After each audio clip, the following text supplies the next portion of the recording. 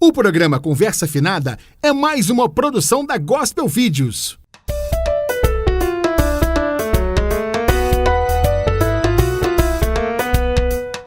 Alô, amigos do programa Conversa Afinada. Mais uma vez, diretamente dos estúdios Gospel Produções e Eventos, uma entrevista linda e maravilhosa. Uma entrevista especial em se tratando de homenagear o Dia das Mães. E conosco aqui nos estúdios, a doutora Cristiane Brasileiro. Veio diretamente do Rio de Janeiro para honrar, prestigiar os internautas do Brasil. Doutora Cristiane Brasileiro, boa noite. Boa noite. Tudo bem com a senhora? Tudo bom. Tudo Chegou bem? Cheguei bem. Como está o Rio de Janeiro? Olha, nem vi. Eu estava só trabalhando, na verdade. Trabalhando muito? Não vi a cidade toda, não. Ah, perfeitamente. Doutora Cristiane, a senhora é reconhecida como feminista. A senhora é feminista? Completamente. Eu sou e fico impressionada como tem tanta gente com vergonhinha de falar uma coisa dessa, assim. Entendendo que ser feminista é simplesmente lutar pelo reconhecimento dos direitos humanos também para as mulheres, acho uma pena que tenha tanta gente que ainda não sinta vontade com isso. Entendo atrizes, às vezes, né, que falam que sou feminina, não sou feminina, que é uma coisa meio de tentar não criar incompatibilidade com anunciantes de shampoo. Mas, assim, isso é uma causa importante e acho que não pode ser obscurecida por motivos pequenos, assim. Perfeitamente. Mas antes de ser feminista, a senhora é mãe? Muito amiga, mãe. Mulher do lar, doutora, professora. A senhora tem uma vida muito intensa, muito puxada, né? E me fala uma coisa assim, como a senhora percebe, aos dias atuais, o psiquê da mulher atual? Na questão do consumo, na questão de se permitir ser produto, como que a senhora percebe isso? Eu acho que há coisas na experiência de ser mulher que permanecem ao longo de muito tempo e que têm suas faces de problema, suas faces de potência também. A experiência da maternidade, por exemplo, em geral, cria muitos problemas em termos de empregabilidade, de sobrecarga, e, ao mesmo tempo, é uma experiência de vínculo, de afeto e de desenvolvimento próprio, desenvolvimento de diálogo e de poder mesmo, no sentido de você aprender a ser capaz de cuidar não só de si, mas de outras pessoas, que são experiências maravilhosas. Agora, eu acho que há traços na experiência de ser mulher que são muito marcados como contemporâneos. Eu acho um fenômeno, por exemplo, que me chama sempre muita atenção é um novo modo de sobrecarga da mulher, no sentido de que a gente continua sendo cobrada em relação a desempenhar, em geral, muito sozinha as funções domésticas e de cuidado, não só de filhos, mas de avós, de doentes e tal, mas também é chamada e é cobrada para um desempenho profissional absoluto.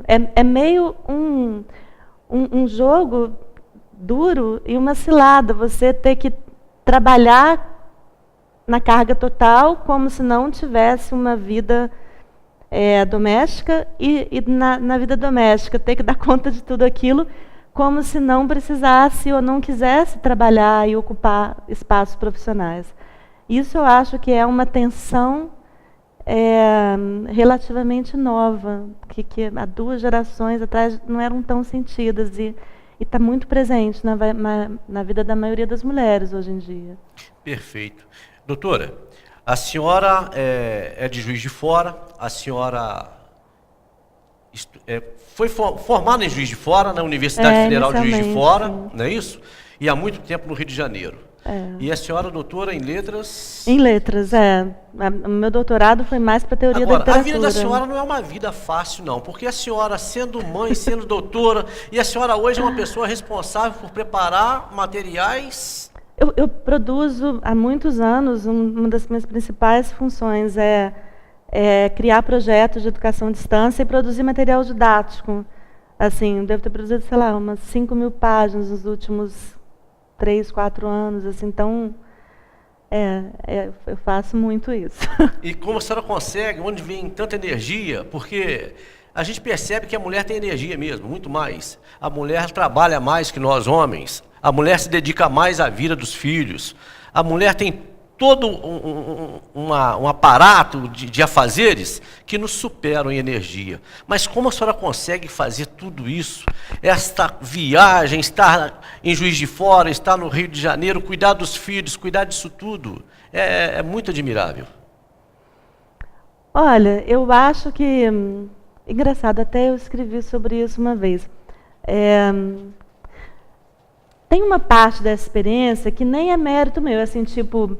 Eu sou, em termos de saúde, fortinha, muito raro adoecer, e acho até que eu me canso pouco, assim, comparativamente. Mas tem uma parte dessa conta que simplesmente nunca é perfeita, assim. Sempre, em algum momento, eu vou estar mais cansada do que eu gostaria, ou vou fazer as coisas um pouco menos bem, enfim... Não é uma conta que fecha o tempo todo confortavelmente, entendeu? Por outro lado, eu acho que é verdade que eu tenho muita energia para fazer as coisas. Eu acho que, em parte, isso deriva do fato de que eu estou metida em atividades que me interessam muito. Não só por dinheiro, por status, essas coisas, enfim, que eu acho mais bobas. Me interessam profundamente, assim. Acho que encaminham... vocações e amores que eu tenho. Me interessa estar com o meu filho brincando, me interessa fazer comida, me interessa produzir material didático e poder dialogar, mesmo que indiretamente, nesse sentido, com muita gente. Enfim, acho que isso é uma fonte de energia importante, né? Você fazer coisas que sejam significativas, assim.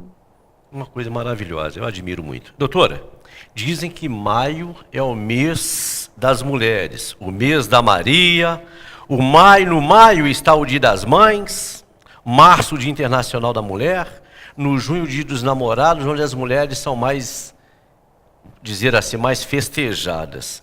Há o que se comemorar em ser mulher nesta sociedade atual? Essa é uma pergunta muito interessante, porque apesar de eu saber que ela vai necessariamente evocar um monte de problemas e de dores, que são muito coletivas também, eu sei que eu, pelo meu temperamento, adoro comemorar coisas, assim, sou mais para alegre, assim, então eu sempre comemoro Dia da Mulher, Dia das Mães, adoro ser mãe, adoro minha mãe, Dia dos Namorados, sempre comemorei também, assim, a não ser quando eu não estava namorando. Mas, enfim, eu gosto dessas coisas todas. Agora, acho que é preciso a gente olhar também para fora da nossa experiência estrita, né? E aí a coisa complica, porque ser mulher no Brasil ainda é muito difícil. Em alguns aspectos, as coisas parecem ter recrudescido, ter piorado, assim. A gente está falando hoje, vindo de um final de semana em que a gente teve 2 casos bem noticiados de estupros coletivos. Assim, e um no Rio, de onde eu vim, e editei uma notícia sobre isso para um portal, uma garota de 12 anos. Assim. Isso não é uma exceção. Assim, o prognóstico é de que 1 em cada 4 mulheres sofram um estupro durante a vida. Então, essa é uma realidade muito presente, muito terrível. Acho, nesse sentido, o estupro muito emblemático. Não é a única forma de violência contra a mulher, mas no sentido de uma ação que visa uma negação e uma aniquilação do direito à mulher ao próprio desejo, e uma aniquilação muito íntima, é muito simbólico. Isso se dá em outras instâncias, às vezes de uma forma menos concreta. Mas é impressionante o recado que vai sendo dado para as mulheres, para todas as mulheres, com essas ações que aparentemente são só individuais. É muito ruim, assim. Em relação à maternidade, que eu vivo conhecendo bem a beleza, a potência disso, conhecendo também algumas das dificuldades, eu acho impressionante como isso ainda essa me dá uma experiência pouco tematizada, politicamente pouco tematizada. A gente tem, né, muito cartãozinho de rosinha, de florzinha, de coração, e eu até gosto quando os meus filhos me dão, mas assim, para além dessa superfície de um discurso mais docinho, edulcorado, né, a gente tem um universo de experiências, de potências e de problemas que parece que são sempre vividos como coisas particulares, e são problemas públicos. Só para dar um exemplo, o Brasil tem mais de 20 milhões de mães solteiras, tem mais de 5 milhões de brasileiros que não têm nenhum registro do nome do pai na certidão. Então, a gente tem um fenômeno de massa de abandono paterno, por exemplo. Nem sempre financeiro, mas afetivo, então nem se fala. E isso, a outra ponta disso é que a maternidade é vivida de uma forma muito solitária. E a sociedade naturaliza isso de uma forma tenebrosa.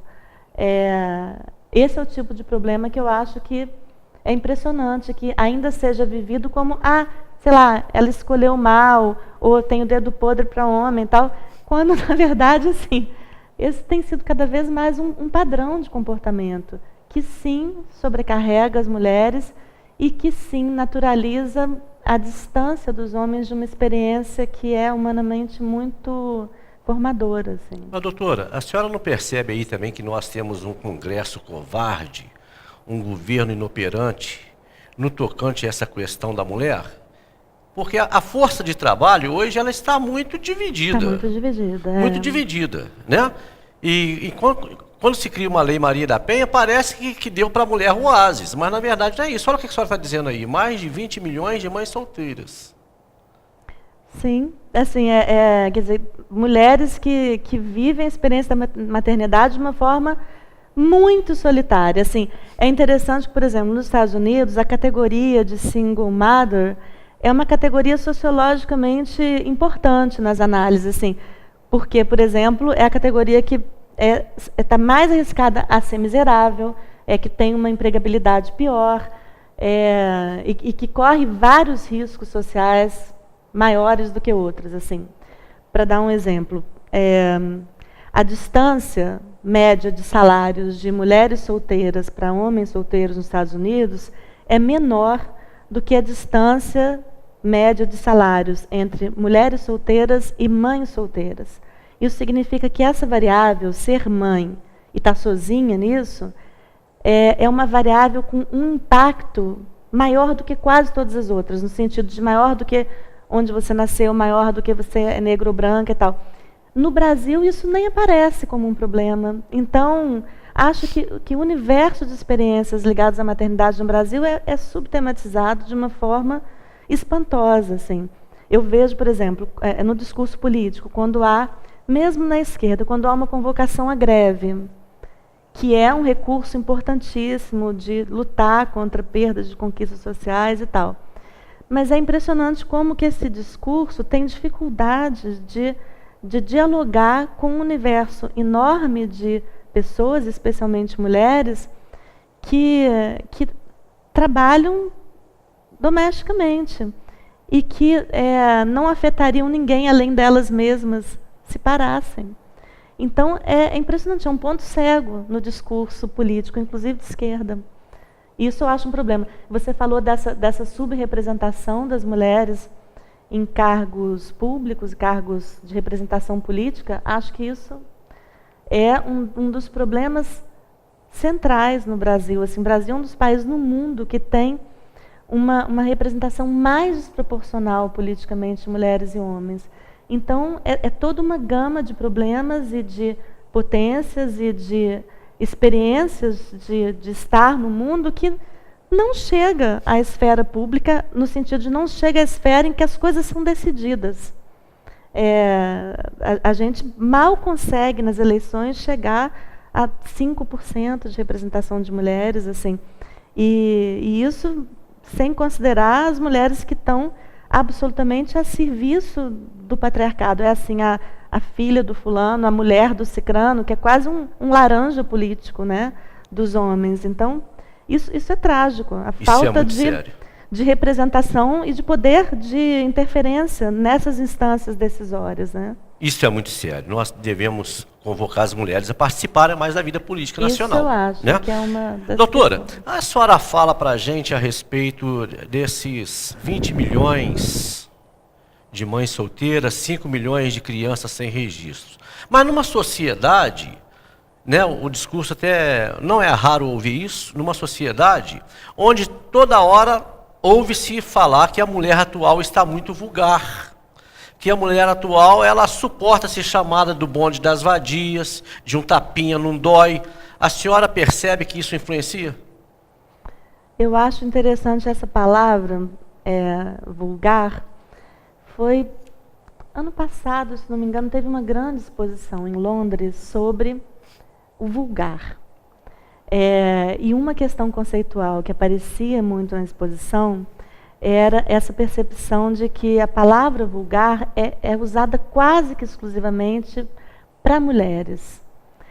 E isso é muito interessante. Assim, você repara, homens também ficam nus, homens até criam situações de atentado ao pudor com muito mais frequência do que mulher.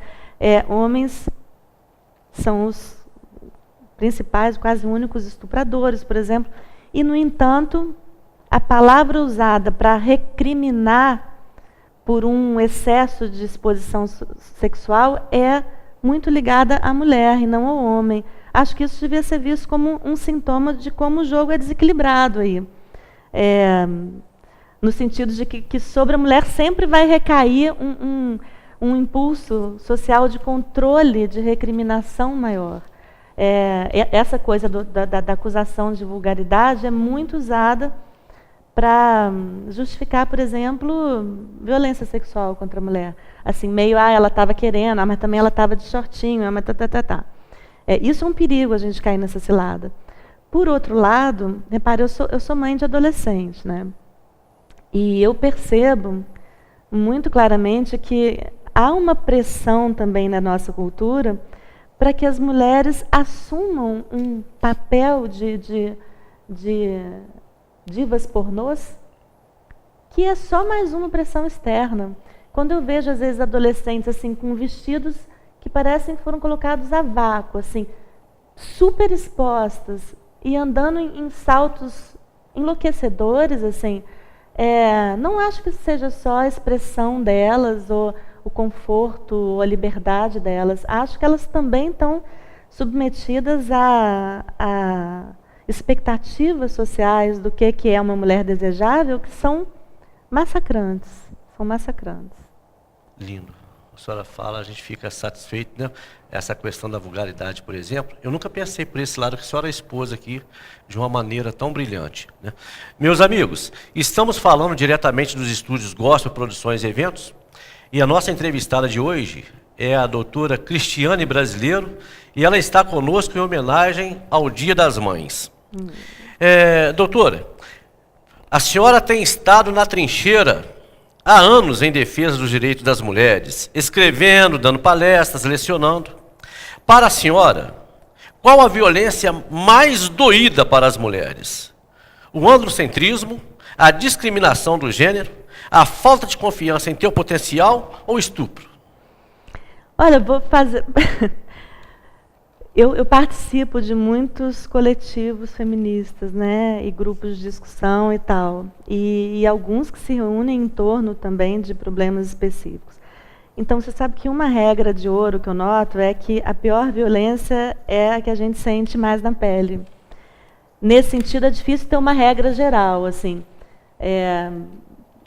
Dependendo de quem é mulher, onde ela está, em que ponto da vida, pode ser que a impossibilidade de estar presente junto aos filhos, de dar carinho, porque está com uma rotina de trabalho muito desequilibrada, seja a coisa mais dolorosa. Para uma mulher que vive violência doméstica, isso talvez seja a coisa mais dolorosa.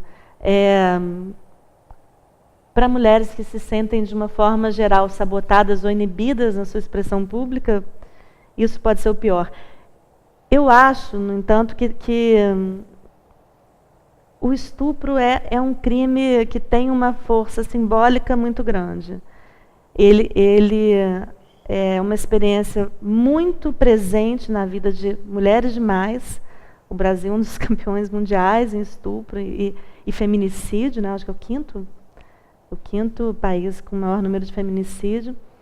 E o estupro, eu acho que ele tem um sentido político muito louco, assim, no sentido dessa aniquilação do desejo da mulher, dessa negação do direito ao próprio desejo, e uma negação num ponto absolutamente íntimo e, ao mesmo tempo, meio invisível socialmente. O estupro é uma boa metáfora das coisas que acontecem assim, em outros âmbitos, às vezes dentro da luta política, às vezes no ambiente universitário, às vezes no trabalho.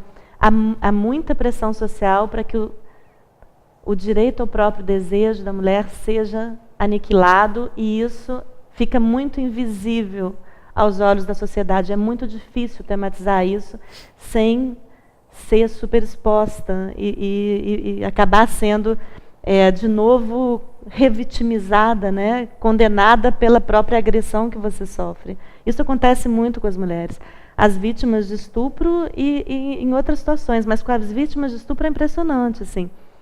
Há várias camadas de constrangimentos que elas têm que enfrentar, de questionamentos sociais, de dúvidas e tal. Então, isso é muito terrível. Esse esquema basicamente injusto, em que você sofre violências extremas e íntimas, e basicamente é difícil falar sobre isso socialmente, sem ser de novo condenada. Acho que é um esquema simbolicamente muito forte e presente mesmo em situações aparentemente mais amenas.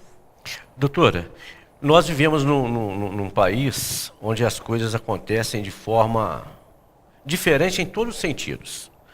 Num passado muito recente, uma servidora da Prefeitura Municipal de Juiz de Fora, que trabalhava no departamento de limpeza urbana, fazendo limpeza na Avenida Getúlio Vargas, ela lançou mão de um pacote de fraldas, colocou no carrinho. Foi vista, denunciada, a polícia a levou para a delegacia. Foi necessário que o diretor fosse tirá-la da delegacia.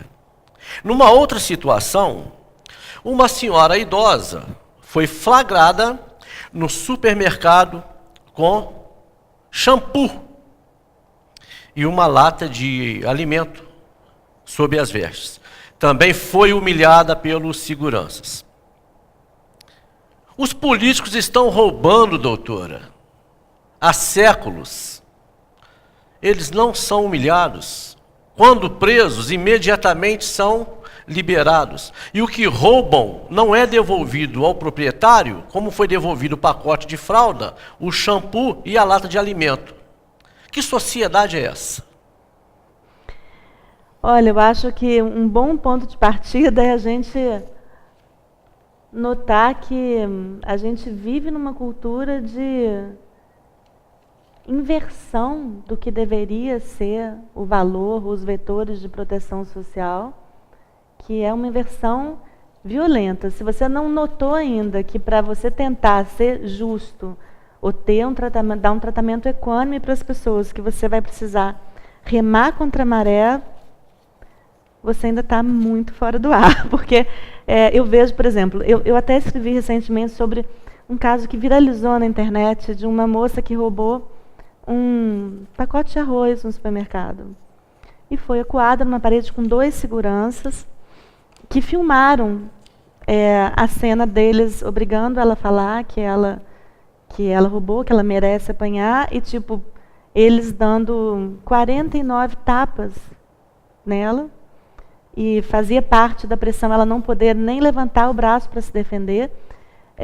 Esse foi um caso que eu escrevi sobre ele no portal Catarinas. E é muito louca a imagem, porque é uma moça franzina, é uma moça negra, magrinha, com uma camiseta esfarrapada rosa, descalço, de chinelo. É a imagem de quem é culpado no Brasil. Assim, é a imagem de quem pode ser inibido, pode ser preso, pode ser humilhado, pode ser julgado sumariamente. A gente tem um esquema de escolhas prévias de quem pode ser chamado de vadia, de vagabunda, de ladra, de ladrão. Você repara que, historicamente, quem foram as pessoas ricas no Brasil? A gente teve séculos de escravidão. Então, as pessoas ricas eram, basicamente, as pessoas que viviam do trabalho escravo. Quer dizer, viviam de explorar até a morte pessoas que estavam presas, sendo inocentes, e viviam torturadas, assim. Torturadas pelo trabalho e torturadas de muitas outras formas.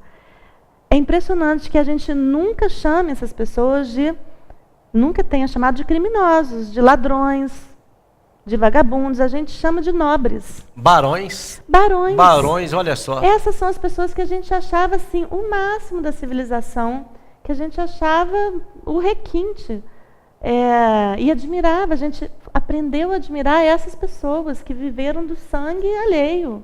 Assim, um esquema de exploração e de enriquecimento se repete muito, né, na ascensão da burguesia, que é também de viver à custa do trabalho alheio. É impressionante. Essas pessoas nunca são chamadas de ladrões, assim. Agora, uma mulher roubando um arroz para dar para os filhos, sempre vai ser super exposta como se fosse a escória da humanidade. Eu acho que a gente precisa ter clareza de que isso é só uma inversão profundamente injusta para mulheres e para homens, e que tem uma marca prévia de quem que vai receber essa condenação social. Por exemplo, na última cerimônia do Oscar, a Meryl Streep, para falar a favor dos imigrantes, chamou para si a causa, falando assim, sabe, meus colegas, fulano, nomeou 500 atores e atrizes que também vieram de famílias de imigrantes ou também são imigrantes. Então, o que ela fez? Ela quis tirar o estigma da palavra imigrante, falando que somos todos imigrantes. A Marcha das Vadias tenta fazer isso, tirar o estigma da palavra vadia, falando que, bom, se é para chamar essas mulheres de vadias, somos todas vadias. Eu tenho dúvida se isso funciona, ou se só cria um ambiente de mais complacência para que as mulheres continuem sendo xingadas, enfim. Mas acho que as pessoas têm direito de lutar como parece possível para elas, né? Sobre a parada gay, qual que é a ligação disso, por exemplo, com o movimento feminista? Quando o movimento feminista nota que os direitos humanos não funcionam igualmente para as pessoas, dependendo do gênero que você tem, dependendo de ser homem ou mulher, quando nota que há estruturas de opressões que determinadas pessoas, por exemplo, mulheres sofrem e homens não, fica mais sensível para notar como isso acontece também em relação, por exemplo, aos homossexuais. E é verdade, assim, os homossexuais também têm muitas experiências de discriminação social que as mulheres sofrem e que recai também sobre homossexuais de uma forma diferente, em algumas situações até pior. No sentido de dificuldade de empregabilidade, no sentido de sofrer agressões gratuitas das outras pessoas, no sentido de ser estigmatizado. Então, vejo uma ligação muito clara de solidariedade, em termos de solidariedade contra situações de opressão, entre o movimento feminista e, por exemplo, os gays. E, por exemplo, muito fortemente eu tenho visto em relação aos indígenas, por exemplo. Eu tenho editado e me articulado com outras mulheres para publicar muitas falas de mulheres indígenas, cacicas e tal. Os índios também sofrem uma situação estrutural de opressão, que não é um ou outro. Nesse sentido, há uma sinergia entre os movimentos indígenas e feministas, por exemplo. por esse mesmo elo com os gays, que são movimentos que estão solidários numa luta contra opressões estruturais, assim. A marcha pela maconha, eu acho que desses três, o que demorou mais a ficar claro para mim qual que era a linha de diálogo foi a marcha pela maconha. Mas existem linhas de diálogos entre os movimentos feministas e a marcha da maconha, no sentido de que, por exemplo, a luta pela descriminalização da maconha no Brasil passa, inclusive, pela possibilidade de uso medicinal da maconha.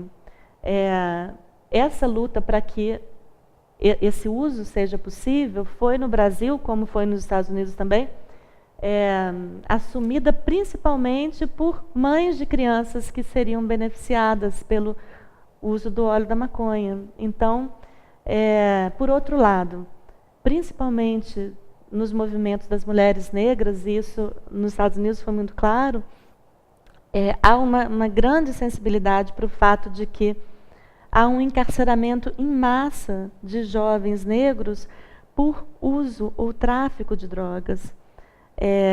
E é quase uma política pública de reescravização, assim. As mães sofrem especialmente com isso. E, de novo, elas foram à luta para falar, olha, os jovens negros são os alvos preferenciais dessas prisões, apesar deles nunca serem os grandes chefes do tráfico. Os grandes chefes do tráfico, em geral, são políticos, grandes empresários, né? A gente tem exemplos tão próximos assim. Mas quem é encarcerado e quem sofre todas as restrições e culpas sociais são os jovens negros, as mães deles. Então, preocupadas com isso, lutam pela descriminalização, principalmente porque notam o direcionamento e o uso político dessa guerra às drogas, muito entre aspas, no sentido de novo, criminalizar a população pobre e criar uma teia de reescravização dos meninos negros. Né? Sempre culpado dos danos sociais são os pobres. Quando que a gente viu um governador, um deputado, um senador que às vezes até sabidamente atua no comando de tráfico de droga, sendo exposto dessa forma, sendo amarrado em poste, numa cadeia com 60 garotos na mesma cela e nus, sem ter onde deitar? Isso não acontece. Então, isso vira uma política pública de novo, culpar o mais fraco, né? Perfeitamente. Meus amigos, chegamos ao final de mais um programa Conversa Afinada.